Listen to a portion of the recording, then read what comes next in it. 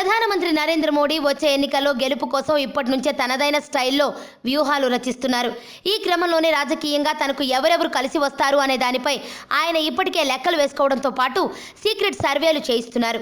ఈ క్రమంలోనే AP CM Chandrababu పాలన ఎలా ఉంది, వచ్చే ఎన్నికల్లో ఆయనకు ఎన్ని సీట్లు వస్తాయని చేయించిన ఇంటర్నల్ సర్వేలో ఏపీ ప్రజలు మళ్లీ బాబుకే జై కొట్టినట్టు విశ్వసనీయ వర్గాల ద్వారా తెలుస్తోంది.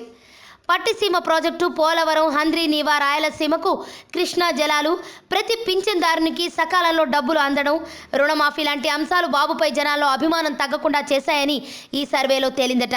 అయితే స్థానిక ఎమ్మెల్యేల్లో చాలా మందిపై వ్యతిరేకత ఉందని, దానిని సరిచేసుకుంటే ఈసారి ప్రతిపక్షాలు గత ఎన్నికల్లో గెలుచుకున్న సీట్లు కూడా గెలుచుకోవని ఈ సర్వే స్పష్టం చేసిందట.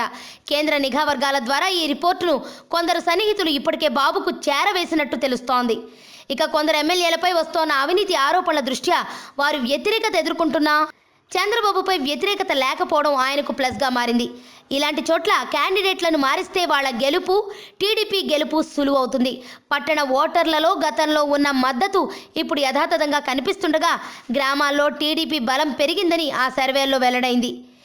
ఏది ఏమైనప్పటికీ చంద్రబాబు మళ్ళీ ముఖ్యమంత్రి కావడం ఖాయమని ప్రధాని మోడీ పూర్తిగా నమ్ముతున్నారు. అందుకే మోడీ 2019లో టీడీపీతోనే ఏపీలో కలిసి వెళ్లేందుకు రెడీగా ఉన్నారు.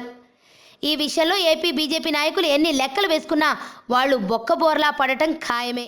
ఆరోగ్యవంతమైన జీవితం కోసం మనం పాటించాలి కొన్ని నియమాలని. చిన్ని చిన్ని చిట్కాలతో చింతలేని జీవితాన్ని ఎలా గడపాలి అనే దానికి వీక్షిస్తూనే ఉండండి మన ఆరోగ్యం యూట్యూబ్ ఛానల్. మరిన్ని ఆరోగ్య సూత్రాలకు సబ్స్క్రైబ్ చేసుకోండి.